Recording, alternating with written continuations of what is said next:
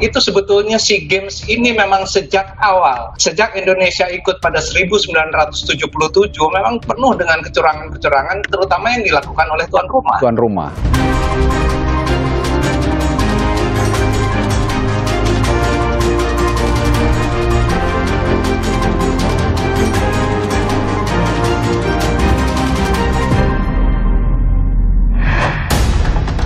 Drama dan kontroversi mewarnai pesta olahraga SEA Games 2023 di Kamboja. KPK menyita rumah tersangka kasus dugaan pencucian uang mantan pejabat pajak Rafael Alun dan periksa sejumlah saksi. Rafael Alun berpotensi dimiskinkan. Tak hanya sang ayah, sang anak Mario Dandi juga menghadapi kasus hukum baru setelah anak AG melaporkan kasus dugaan pelecehan. Halo, selamat malam saudara. Anda kembali menyaksikan program Laporan Khusus yang berisi berita pilihan dari redaksi. Akan menemani Anda selama 30 menit ke depan. Bersama saya, Gracia Adur, inilah Laporan Khusus lengkapnya. Drama dan kontroversi mewarnai pesta olahraga SEA Games 2023 Kamboja. Mulai dari insiden bendera Indonesia terbalik saat dikibarkan, fasilitas buruk hingga dugaan kecurangan yang merugikan tim merah putih. Perdana Menteri Kamboja pun meminta maaf secara langsung kepada Presiden Joko Widodo saat helatan KTT ASEAN di Labuan Bajo.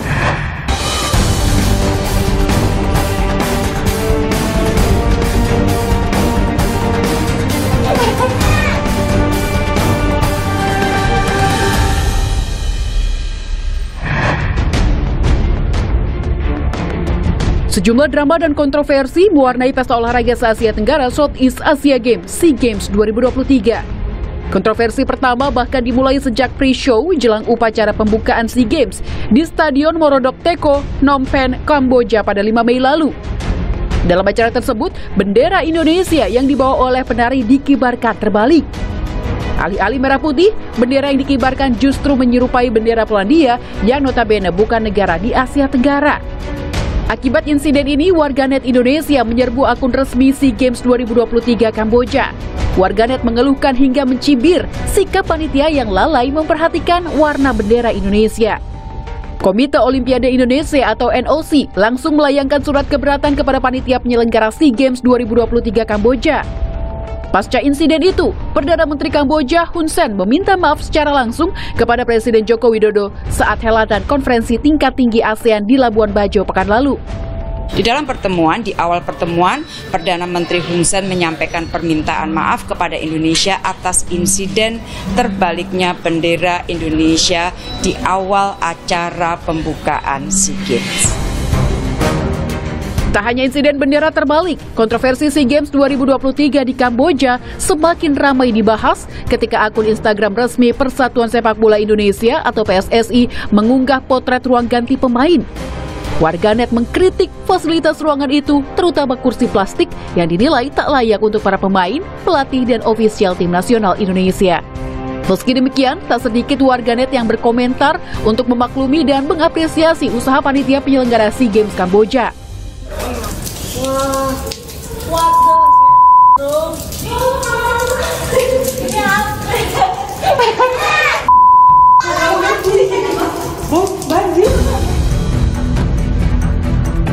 Kontroversi fasilitas buruk saat SEA Games Kamboja juga terungkap saat atlet bulu tangkis ganda putri Amalia Cahaya Pratiwi mengunggah sebuah video melalui akun Instagram miliknya. Video itu menunjukkan kamar atlet Indonesia yang bocor dan menyebabkan air menggenang hingga ke bagian pintu. Dalam unggahan Instastory-nya, Amalia pun menulis, sekalinya hujan, hujannya sampai ke kamar. Video tersebut pun kembali viral dan banjir kritikan warganet di media sosial. Melalui Twitter, Persatuan Bulu Tangkis Seluruh Indonesia PBSI mengonfirmasi insiden kamar bocor itu. PBSI menyatakan panitia penyelenggara telah cepat menanganinya dan memperbaiki plafon pada kamar tersebut. Tak hanya soal fasilitas, dugaan kecurangan oleh sang tuan rumah Kamboja juga mewarnai SEA Games 2023. Beberapa peraturan dan keputusan kontroversial dinilai merugikan tim merah putih. Di antaranya, terjadi pada cabang olahraga pencaksilat. Awalnya, atlet putri Indonesia Safira Dwi Meilani dinyatakan kalah pada pertandingan final pencaksilat putri kelas B. Padahal, Indonesia unggul jauh dari lawan dengan skor 43-61. Namun, tiba-tiba pertandingan dihentikan pada 18 detik terakhir dan wasit menyatakan kemenangan jatuh kepada Vietnam. Wasit mendiskualifikasi atlet putri Indonesia Safira Dwi Meilani pada detik-detik terakhir ronde ketiga saat melawan pesilat Vietnam Hoang Hong An Nguyen. Alasannya, wasit menilai Safira melakukan teknik kuncian yang dilarang dalam pertandingan. Namun Safira membantah dan menyatakan bahwa lengannya mengalami dislokasi, bukan melakukan teknik kuncian. Keputusan wasit memantik protes kubu Indonesia. Timnas pencaksilat menilai ada indikasi wasit mengalami human error serta tak paham aturan. Setelah berdebat panjang selama 2 jam dengan panitia penyelenggara, protes tersebut pun berbuah manis. Akhirnya, panitia menetapkan Safira Dwi Meilani sebagai pemenang meraih medali emas pencaksilat putri kelas B. Drama dugaan kecurangan dalam cabang pencaksilat juga terjadi pada atlet putra Indonesia Bayu Lesmana. Bayu sempat diduga dipaksa mundur oleh tuan rumah SEA Games 2023 sebelum pertandingan final melawan pesilat Kamboja, Nonsromoahoram. Saat bertarung tiba, Bayu tak kunjung muncul sehingga pesilat Kamboja dinyatakan menang walk out untuk nomor tanding U45.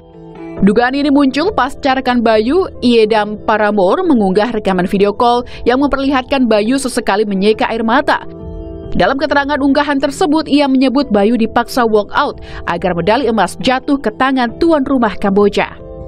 Melalui akun Instagram, Kementerian Pemuda dan Olahraga akhirnya merilis Bayu Lesmana meraih medali perak. Meski demikian, warganet mendesak Kemenpora agar mengusut dugaan kecurangan terhadap Bayu Lesmana.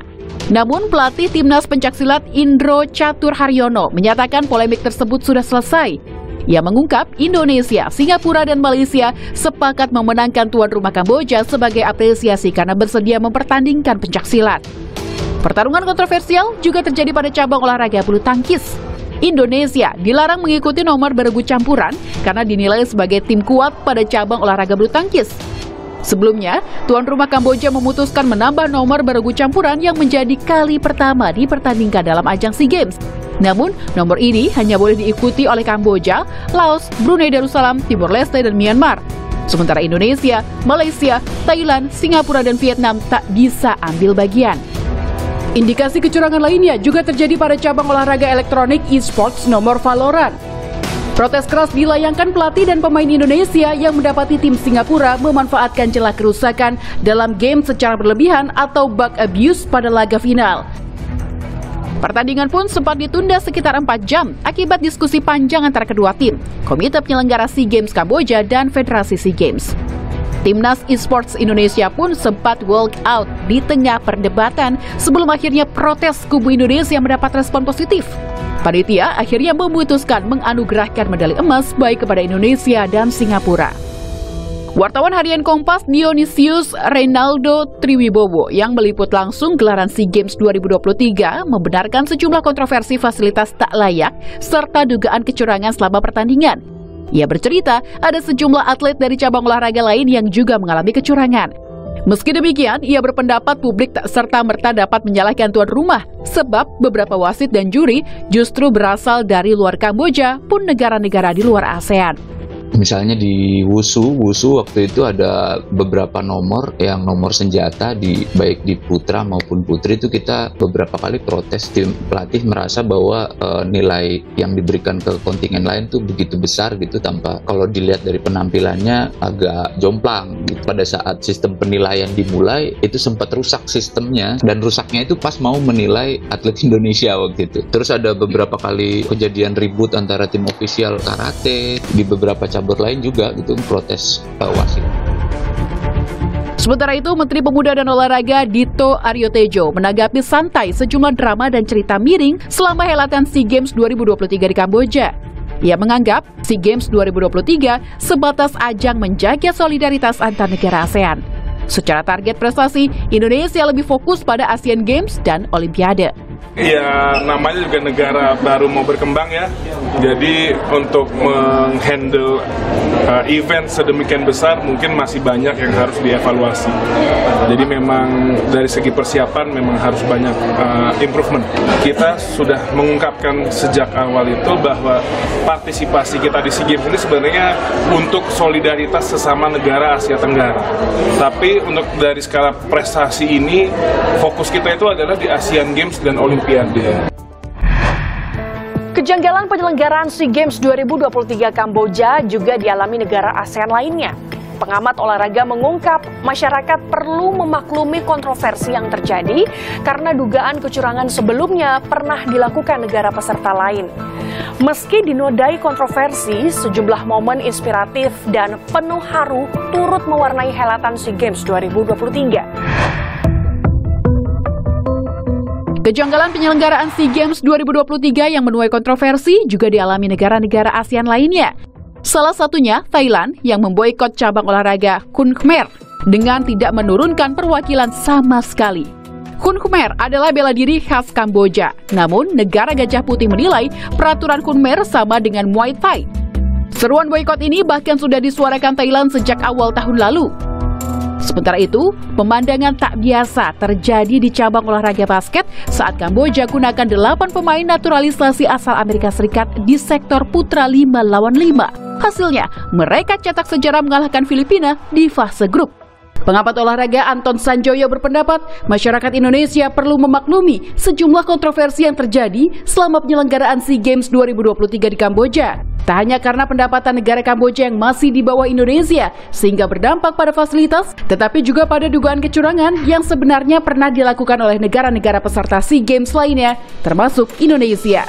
Dalam tanda kutip amburadul juga kalau bikin SEA Games terakhir ya, kalau kita bicara yang di Palembang. Tapi kalau kita bicara soal kecurangan dan lain-lain, itu sebetulnya SEA Games ini memang sejak awal, sejak Indonesia ikut pada 1977 memang penuh dengan kecurangan-kecurangan, terutama yang dilakukan oleh tuan rumah. Ya kan, kalau kita ingat tahun 85 di Bangkok ada insiden yang namanya di sprint 100 meter insiden Sumet Promna, mencuri start dan bekerja sama dengan penembak start. Termasuk Indonesia di 2011, Filipina ikut juga, diantaranya memasukkan cabang-cabang yang sangat tidak dikenal oleh negara lain. Indonesia juga memasukkan sepatu roda, drum band. Kita sering sekali melakukan kecurangan-kecurangan pada olahraga-olahraga yang tidak terukur. Kalau kita lihat fenomena Asian Games terakhir 2018, Indonesia merebut 15 emas dan 15 nomor pencaksilat. Menurut saya ini juga hal yang ajaib sekali gitu loh. Kalau sekarang Kamboja membalas dalam tanda kutip, ya Indonesia jangan protes lah. Kecurangan-kecurangan itu di SEA Games terutama sudah terjadi secara masif dan terstruktur.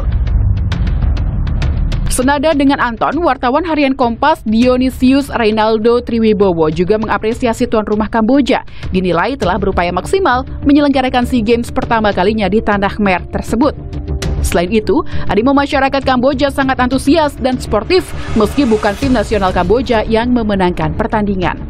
Kita juga harus tahu bahwa ini SEA Games pertama bagi masyarakat Kamboja gitu ya. Padahal mereka, Kamboja itu adalah salah satu pencetus adanya SEA Games ini di awal, bahkan sebelum Indonesia masuk. Panitia itu udah berusaha begitu maksimal untuk melayani atlet-atlet dari luar negaranya gitu, termasuk Indonesia, baik atlet maupun tim ofisialnya. Itu mereka datang dari berbagai macam provinsi hanya untuk menyaksikan SEA Games. Udah berpuluh-puluh tahun mereka nggak pernah menyaksikan ini di rumahnya gitu. Jadi ini kayak semangat mereka untuk datang dan menyaksikan. Bahkan yang menarik itu pada saat tim voli putra main di final, kita menang melawan Kamboja. Semua penonton itu dari Kamboja lah. Jadi udah bisa dibayangkan gimana hebohnya final itu. Saya hanya melihat sedikit aja orang Indonesia dengan bendera Indonesia yang datang. Jadi seluruh stadion itu dikuasai sama pendukungnya Kamboja. Mereka menekan dengan yel-yelnya, tapi pada saat Indonesia menang, mereka teriak nama Indonesia. Mereka semua sepakat gitu dan meneriakkan kata Indonesia itu, dan itu jadi apresiasi juga, jadi haru juga bagi atlet-atlet Indonesia yang mereka juga ternyata diapresiasi. Meski diwarnai kontroversi, namun semangat sportivitas masih bisa dirasakan di SEA Games 2023 ini. Salah satunya momen ketika atlet lari Singapura Soh Rui Yong memberikan minuman kepada Ricky Martin Simbolon, atlet Indonesia di cabang lari 10.000 meter. Ada juga momen inspiratif dan penuh haru saat pelari tuan rumah Kamboja, Bow Samnang, yang tetap berusaha menyelesaikan lari nomor 5.000 meter di tengah hujan deras yang mengguyur. Kendati Bow sebenarnya sudah menempati tempat terakhir, namun Bow tetap bertekad untuk mencapai garis finish.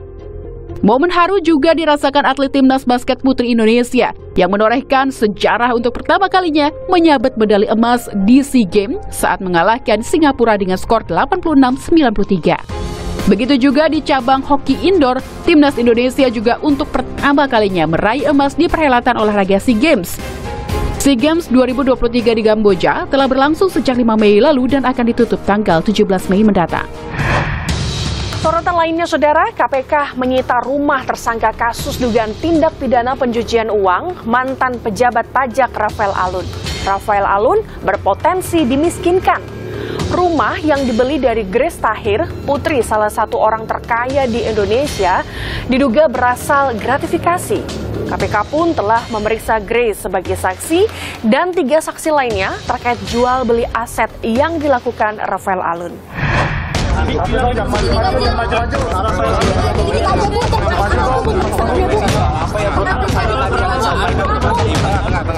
KPK mulai memeriksa beberapa saksi terkait kasus dugaan tindak pidana pencucian uang dengan tersangka mantan pejabat pajak Rafael Alun. Salah satu saksi yang dipanggil KPK adalah Grace Tahir, putri salah satu orang terkaya di Indonesia, konglomerat Dato Sri Tahir dan sang istri Rosi Riyadi. Grace dimintai keterangan mengenai rumah yang pernah ia jual ke Rafael Alun.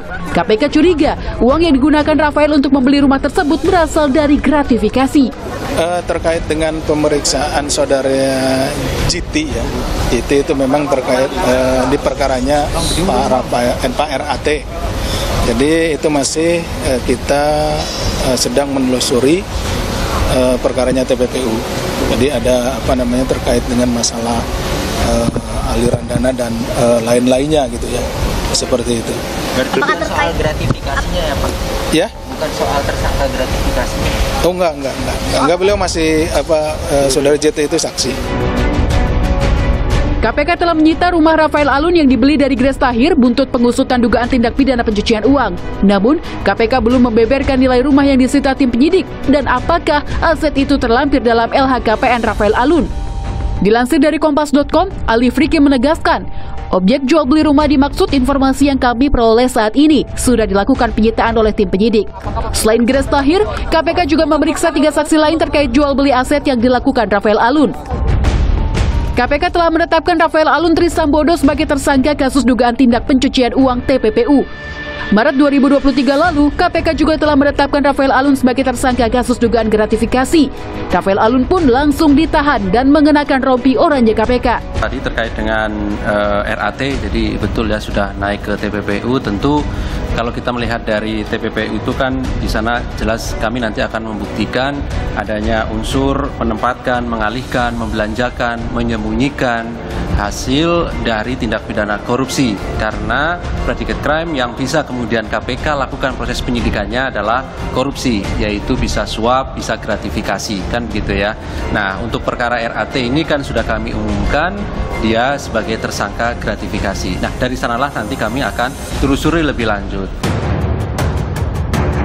KPK menyebut dengan dijeratnya Rafael menggunakan pasal TPPU dapat memaksimalkan penyitaan dan perampasan aset sebagai aset recovery hasil korupsi.